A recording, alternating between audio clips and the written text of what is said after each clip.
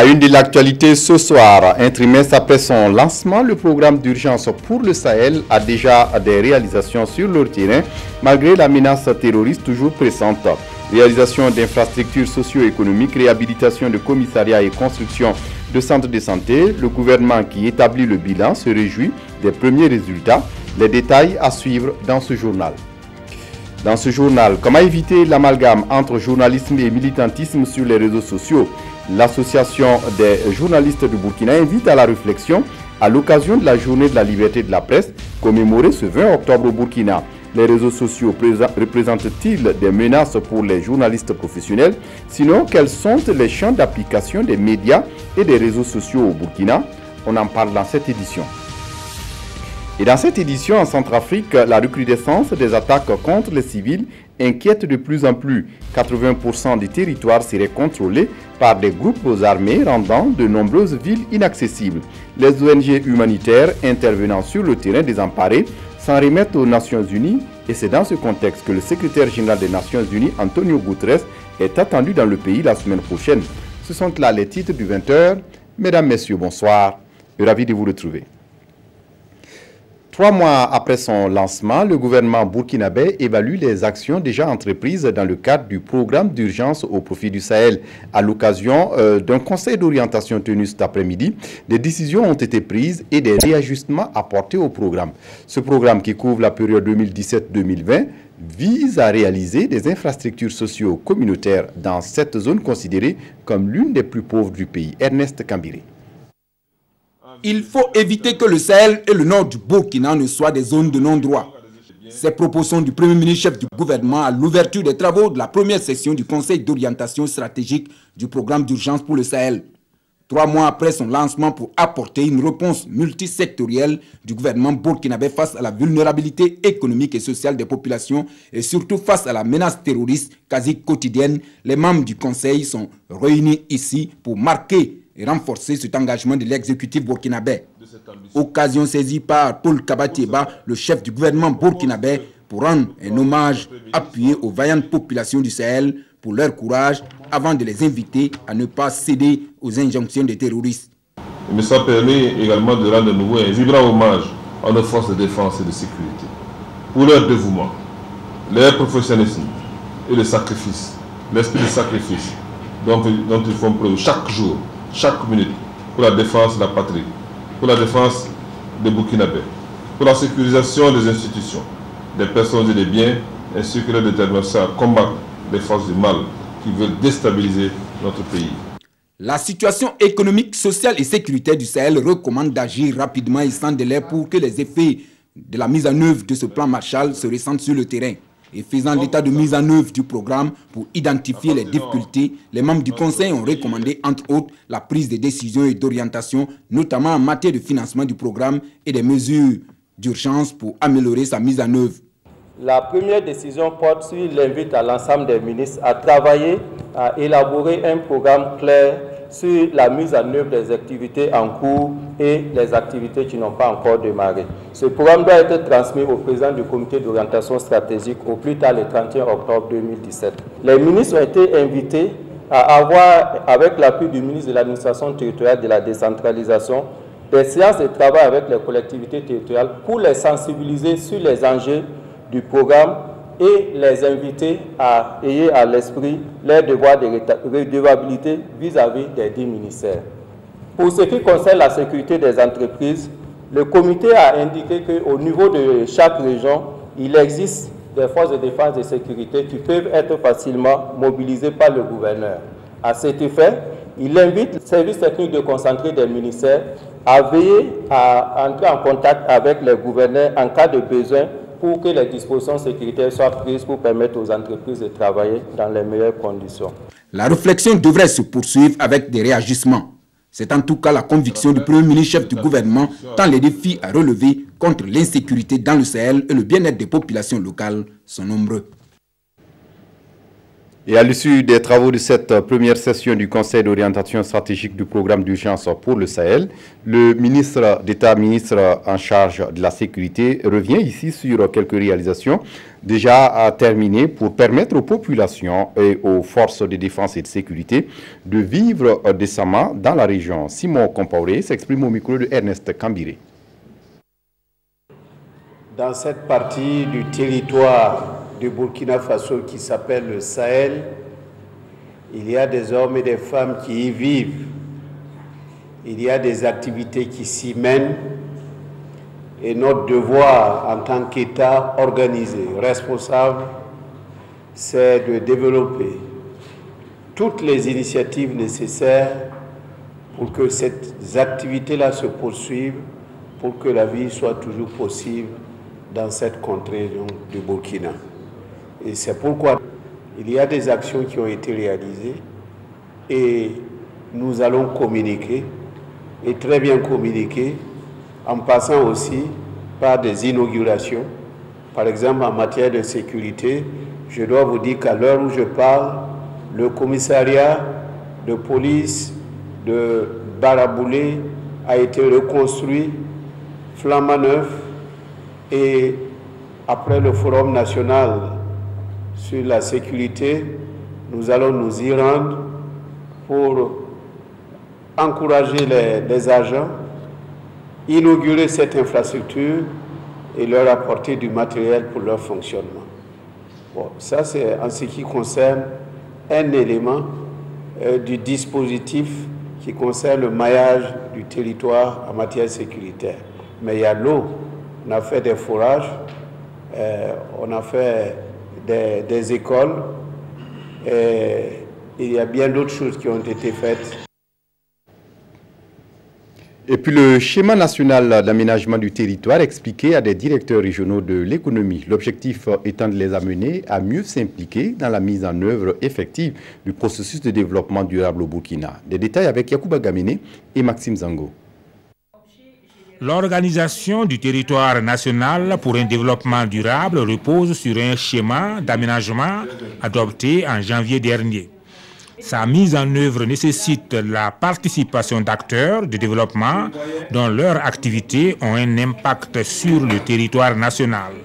Au nombre de ces acteurs, les directions régionales de l'économie et de la planification. Au niveau de la mise en œuvre du schéma, il y a des acteurs principaux. Il y a des acteurs au niveau régional qui sont concernés et qui sont au four et au moulin pour la mise en œuvre. Et ce sont les directeurs régionaux de l'économie et de la planification qui assurent la dynamique territoriale, qui assurent donc la mise en œuvre de l'aménagement du territoire au niveau régional. C'est pourquoi nous avons pensé qu'il était normal que nous puissions les réunir pour les informer, échanger avec eux sur ce qui est attendu d'eux au niveau régional et que nous puissions en tout cas nous assurer de leur meilleure contribution, de leur meilleure collaboration pour la réussite de la mise en œuvre du schéma national. L'atelier de Ouagadougou, qui entre dans le cadre du processus d'appropriation du schéma par les acteurs, a donc pour but d'échanger avec ces acteurs qui sont en première ligne sur les grandes orientations du schéma en vue de permettre un meilleur accompagnement pour une mise en œuvre effective et efficiente du processus. Le schéma national d'aménagement du territoire, faut-il le rappeler, est un outil de planification spatiale qui vise la mise en œuvre des différentes interventions sur l'ensemble du territoire national définies dans les grandes orientations du développement du Burkina à l'horizon 2040. Les projets et programmes qui sont sous la tutelle technique du ministère de l'économie et des finances au rapport pour leur deuxième session de l'année 2017, la dizaine de projets et programmes enregistrent des performances à travers la réalisation d'infrastructures socio-économiques. Mais tout n'est pas rose et à la rencontre, les participants devraient revoir les lettres de mission des chargés de gestion de ces projets. Explication, Issa Kawidraogo, Maïmouna Traoré.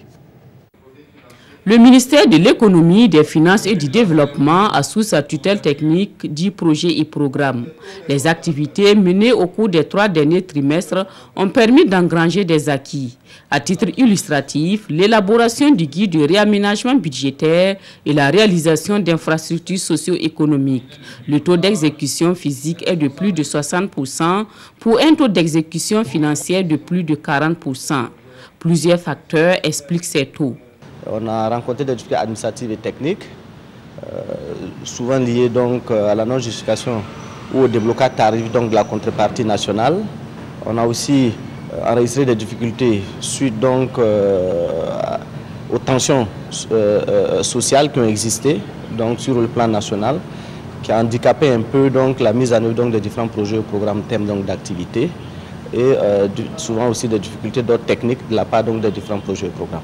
Au cours de cette revue, il sera question d'examiner les performances et d'échanger sur ces difficultés. Instruction a été donnée donc de revoir la question donc de l'aide d'émission des différents coordinateurs de projets et programmes pour que l'évaluation soit vraiment axée résultat. Également, une autre instruction qui avait été donnée, c'est la synergie d'action entre les différents projets et programmes. Il faut qu'on arrive donc à avoir plus de valeur ajoutée dans leurs interventions. Le ministère de l'Économie, des Finances et du Développement attend de cette revue des recommandations qui permettront une bonne exécution des projets et programmes d'ici à la fin de l'année. Le ministère de l'Économie et des Finances qui dresse également un profil d'intégration des politiques publiques et stratégies de développement avec les objectifs durables. Pour faire simple, il s'agit de travailler concrètement à la réduction des inégalités sociales, mais aussi des inégalités de développement dans les régions du Burkina. Et en cela, la bonne gouvernance doit être le gouvernail. Des détails avec Oscar Soulama et Ismaël Sirima. Sur 100 cibles des objectifs de développement durable qui concernent le Burkina, 89 sont prises en compte par les politiques et stratégies de développement du gouvernement. Les 11 cibles restantes touchent les questions de durabilité du développement, d'adaptation aux risques liés au changement climatique, ainsi que la réduction des inégalités. On s'est rendu compte que lorsque on ne corrige pas les inégalités, on n'atteint pas rapidement les ODD. Et le gouvernement, justement, de façon anticipative, a élaboré le plan d'appui au développement, le programme d'appui au développement des économies locales, le PADEL, qui a justement pour objectif de corriger les disparités sociales et les inégalités entre les régions. À cela, le ministre de l'Économie ajoute que la bonne gouvernance doit être également prise en compte. Et le système des Nations Unies basé au Burkina d'appeler à une synergie des actions pour plus d'optimisation des objectifs du développement durable. Nous comptons sur l'engagement qu'on a déjà pris avec le gouvernement, amener une équipe qui travaillera avec les collègues sur vraiment maintenant la finalisation de ce secteur accélérateur afin que 2018 soit vraiment une année où toutes les énergies et tous les efforts seront concentrés sur la mise en œuvre. Et afin que les résultats qui seront issus de ces actions soient mieux perceptibles, le ministre en charge du développement pense au renforcement du système statistique national. Dans l'actualité ce soir, comment éviter l'amalgame entre journalisme et militantisme sur les réseaux sociaux? C'est à cette réflexion qu'invite l'Association des journalistes du Burkina à l'occasion de la journée de la liberté de presse commémorée ce 20 octobre dans le pays. Les réseaux sociaux représentent-ils des menaces pour les journalistes professionnels? Sinon, quels sont les champs d'action, d'application, si vous voulez, des médias et des réseaux sociaux au Burkina? On en parle avec Roger Kam et Oumou Sissé. La journée du 20 octobre représente beaucoup pour les journalistes du Burkina Faso. Ils commémorent la liberté de la presse, une liberté acquise après une longue lutte. Le 20 octobre, en fait, c'est une date symbolique pour marquer la pétition qui avait été lancée le 20 octobre 1993 par le mouvement burkinabé des droits de l'homme et des peuples, accompagné des organisations professionnelles des médias, pour solliciter une relecture du code de l'information d'alors qui était jugé liberticide. Une presse traditionnelle confrontée à de nouveaux types de médias. Et dans ce contexte, la Journée nationale de la liberté de la presse 2017 s'interroge sur les champs d'application des médias et réseaux sociaux au Burkina. Nous pensons qu'au sortir de cette journée, nous allons pouvoir savoir quels sont les champs d'application pour les médias professionnels en termes de droit, en termes d'éthique, en termes de déontologie, et quel est le champ aussi qui doit être appliqué effectivement aux réseaux sociaux. Parce qu'il faut œuvrer à faire en sorte qu'on évite les amalgames. Cette journée est également une occasion d'interpeller les acteurs de la profession et des pouvoirs publics afin de renforcer le dispositif institutionnel et juridique qui régit la presse au Burkina Faso. C'est ainsi que l'on pourra préserver cette liberté par tous les moyens. Et puis la Caisse nationale de sécurité sociale veut mieux connaître l'étendue des risques professionnels dans les entreprises et établissements qui lui sont affiliés. Elle a donc initié une étude pour cartographier ces risques. Des détails avec Ali Doubadini et Kadi Sanogo.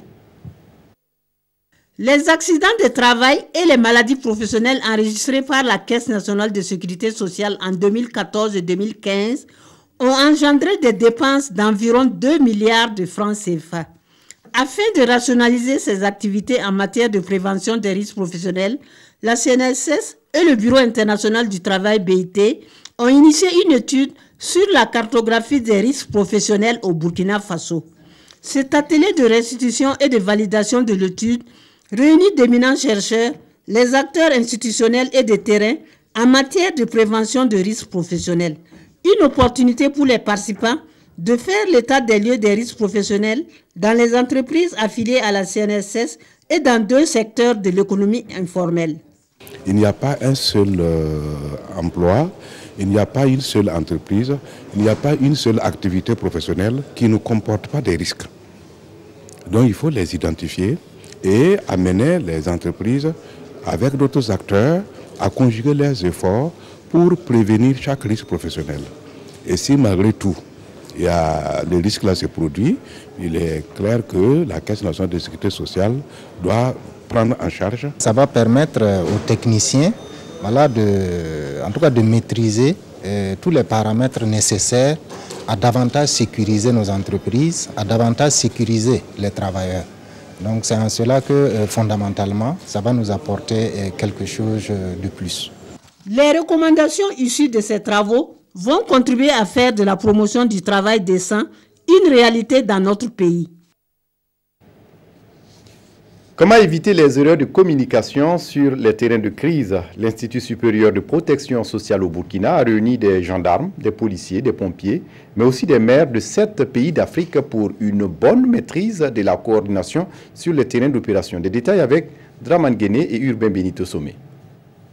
Simulation d'une attaque terroriste, les journalistes veulent comprendre. La zone de crise est tenue à distance. Le comité de crise ne donne aucune information.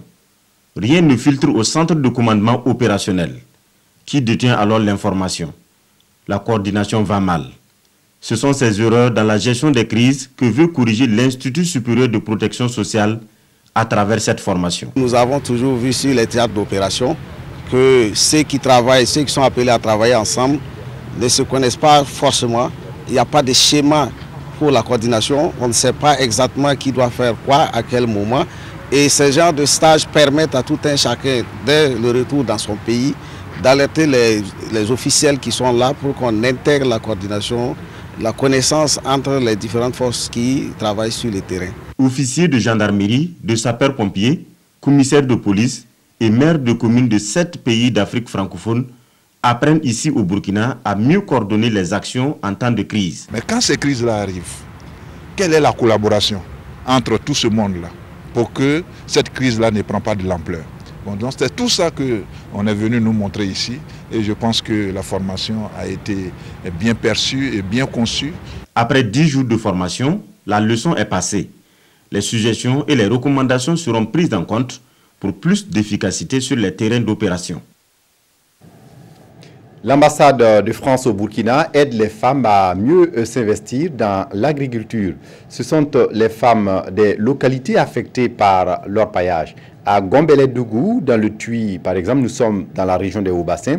302 femmes ont bénéficié du soutien de ce projet pour mieux booster leur production. Ali Traoré pour les détails sur place à Bobo-Dioulasso. De l'avis des spécialistes et du constat fait sur le terrain, l'orpaillage artisanal freine le développement de l'agriculture dans plusieurs localités du Burkina Faso. C'est le cas également ici à Gouambélé-Dougou, dans la commune de Koumbia, où les champs sont délaissés. Mais ce n'est pas le cas pour ce groupement de femmes qui est bien investi dans l'agriculture. Aujourd'hui, il bénéficie du soutien de l'ambassade de France. Bon, en février 2017, il y a eu une mission de l'ambassade qui était là. Maintenant, les femmes ont demandé qu'ils agrandissent leur potager. Et puis, elles ont demandé aussi des puits parce qu'elles travaillent avec l'eau des puits des orpailleurs, ce qui fait que souvent, il y a l'interruption de l'eau. Maintenant, exactement aussi, ils ont accepté, ils ont accordé, ils nous ont offert les puits. Et puis, vous voyez que nous avons eu un grand terrain. Un grand terrain en plus de 2 autres qui vont contribuer à booster la production de ces femmes. Et l'aide de l'ambassade a pour ambition d'augmenter les revenus économiques de ces productrices. On veut que les femmes soient plus indépendantes, puisqu'on s'aperçoit que celles qui généralement payent l'écolage des enfants, celles qui prennent en charge la nourriture des enfants, l'habillement des enfants. Et on se dit qu'avec le maraîchage, ce seront des revenus beaucoup moins aléatoires que les revenus de l'orpaillage. Cette aide s'inscrit en droite ligne du projet dénommé « Développement des revenus des femmes dans les localités affectées par l'orpaillage », un projet qui intervient dans plusieurs zones du Burkina Faso. Ils s'engagent à servir la nation. 600 jeunes volontaires vont bientôt rejoindre leur poste d'affectation. Et avant cela, ils ont prêté serment ce matin. Témoignage avec Fabrice Nebier et Tanga Robert Kafando. Ils jurent de servir la nation avec amour et abnégation. Ces 600 jeunes volontaires de la deuxième vague de l'année 2017 vont bientôt rejoindre leur service d'affectation pour contribuer à leur manière à l'édification du pays. Nous sommes très conscients de la tâche parce que nous savons que ça ne sera pas facile. Mais comme on le dit, notre slogan, tous engagés, tous à y gagner. Donc nous sommes prêts à fournir le travail. Donc nous devons donner le mieux de nous-mêmes. Le ministre de la Jeunesse, de la Formation professionnelle et de l'Emploi a salué l'engagement de ces jeunes tout en leur demandant de prôner autour d'eux les valeurs de volontariat, de paix, de solidarité et de citoyenneté. L'un des principes élémentaires également, c'est d'observer la ponctualité, d'abord dans leurs services respectifs, le respect mutuel et le respect du bien public, en un mot, les valeurs donc, de civisme, de citoyenneté, et de profiter aussi durant cette période-là où ils seront en contact avec des professionnels pour ceux qui ont déjà une formation, approfondir leur formation, approfondir la pratique donc des métiers auxquels ils ont été formés. Et la formation des 2 jours sur le volontariat, le projet professionnel, les opportunités d'insertion des jeunes devraient leur permettre de réussir leur mission partout au Burkina où ils seront affectés.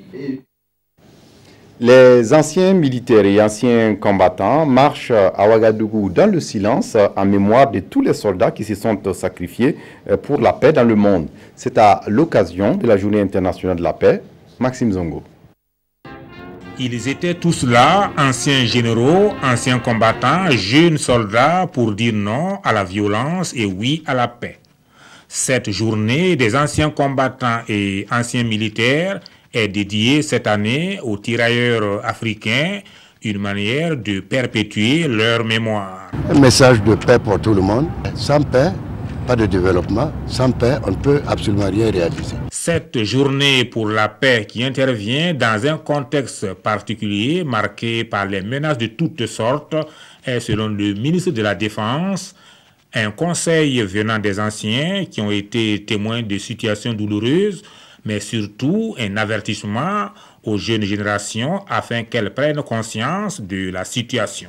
Nous disons que ces anciens combattants, la nation leur est reconnaissante.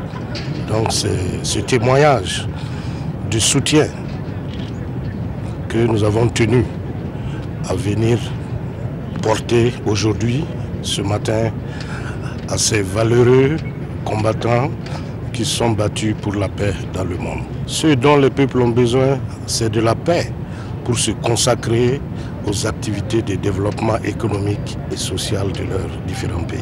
C'est par une marche silencieuse que les invités, main dans la main, ont fait le tour de la place de la Nation pour magnifier et glorifier la paix au Burkina et dans le monde. Une marche qui s'est achevée par un dépôt de gerbes. En Centrafrique, un pays où la paix est sérieusement éprouvée, la recrudescence des attaques contre les civils inquiète de plus en plus. 80% du territoire serait contrôlé par des groupes armés, rendant de nombreuses villes inaccessibles. Les ONG humanitaires intervenant dans le pays, désemparés, s'en remettent aux Nations Unies et le secrétaire général des Nations Unies, Antonio Guterres, est attendu dans le pays la semaine prochaine. La Centrafrique vit ses pires heures depuis le début de l'année. On recense de plus en plus d'attaques contre les civils. 500 000 personnes se sont réfugiées dans les pays alentours et quelques 600 000 Centrafricains sont déplacés à l'intérieur de ce pays grand comme la France et la Belgique. 80% du territoire serait contrôlé par des groupes armés, rendant de nombreuses villes inaccessibles. Plusieurs ONG tirent la sonnette d'alarme. Il y a des ONG qui constituent en fait des centrales, des hubs, ce qu'on appelle des hubs humanitaires, dans lesquels ils conservent des stocks pour pouvoir déployer rapidement l'aide sur le terrain. Aujourd'hui, ces stocks, en effet, sont un peu bloqués parce qu'il y a des endroits où on n'arrive plus à aller et des endroits qu'on n'arrive plus à atteindre. Donc il y a des villes qu'on a carrément on a dû partir parce que les violences étaient telles que les ONG ne pouvaient plus rester sans mettre en danger la vie de leurs équipes. Et il y a aussi d'autres endroits où, même si la violence n'a pas atteint ce niveau-là, les axes sont tellement peu sécurisés, il y a tellement de pillages que même dans ces endroits-là, on a du mal à amener l'aide en fait. Donc on se retrouve vraiment dans une situation où on est bloqué. On sait qu'il y a des besoins qui sont énormes, mais on a vraiment du mal à les atteindre. Le secrétaire général des Nations Unies, Antonio Guterres, doit se rendre dans le pays la semaine prochaine. Plusieurs ONG veulent profiter de sa visite pour attirer l'attention sur cette crise oubliée.